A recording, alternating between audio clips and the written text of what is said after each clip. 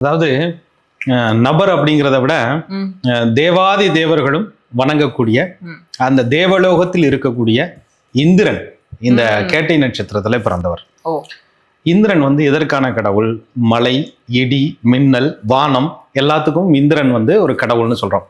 கேட்டை நட்சத்திரத்துல பிறந்தவர்கள் வாழ்க்கையில நிறைய மலை, இன்னல், மிடி, துக்கம் அப்படின்னா மலை போன்ற துக்கம். நிறைய பெருவெள்ளம் வந்துருச்சு, எப்படி நீந்துறதுன்னு தெரியல.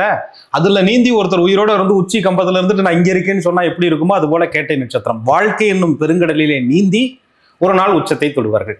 இடி, எதிர்பார்க்காத இடி, மனசுல இடி விழுந்த மாதிரி துக்கமான செய்தி, அந்த துக்கத்தை தாங்கக்கூடிய ஒரு மனநிலை கேட்டையில் பிறந்தவர்களுக்கு இருக்கும்.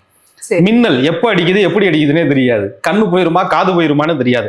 அப்படிப்பட்ட சூழ்நிலை போல் வாழ்க்கையில் பல்வேறு பிரச்சனைகளை சந்திக்கக்கூடிய கேட்டை நட்சத்திரக்காரர்கள் எப்படி இந்திரன் வந்து மலைக்கும் மின்னலுக்கும் வானத்துக்குமான கடவுளாக இருக்கிறாரோ, கேட்டை நட்சத்திரத்திலே பிறந்தவர்கள் வாழ்க்கையில் பல்வேறு சோதனைகளை தாங்கி சாதனை படைக்கக்கூடியவர்களாக இருப்பார்கள் அந்த இந்திரனுடைய அருளால்.